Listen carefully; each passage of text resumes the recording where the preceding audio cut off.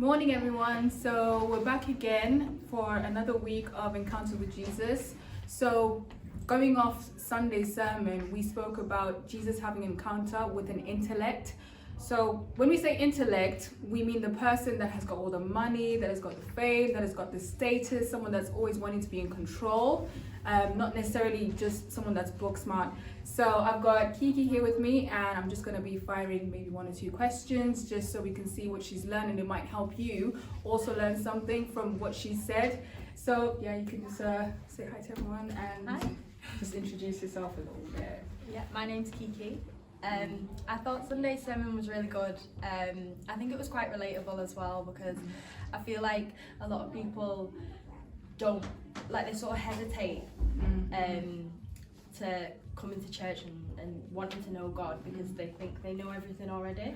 I won't say I think I knew everything, but I already had a lot of preconceived ideas and I really liked what Pastor T said about the education thing, because I think obviously I've just graduated and I had all these ideas about what I was going to do once I'd finished my degree, and I had it in control and I knew exactly what I was going to do. And then obviously COVID hit and obviously started coming to church and stuff, and all of my ideas were interrupted, and I kind of just had to surrender and just be like, right, God, you do what you're doing, because I can definitely relate to that, because I'm also the type of person that loves control.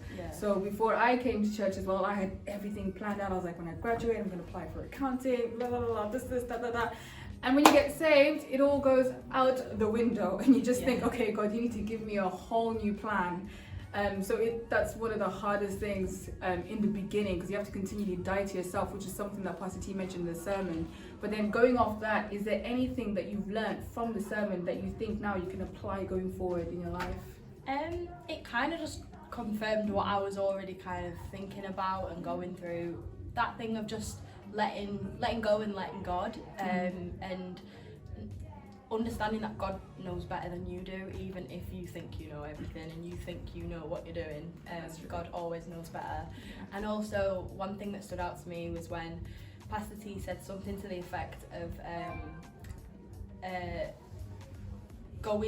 not going to God in the dark, but allowing Him in all times and allowing God to be the light.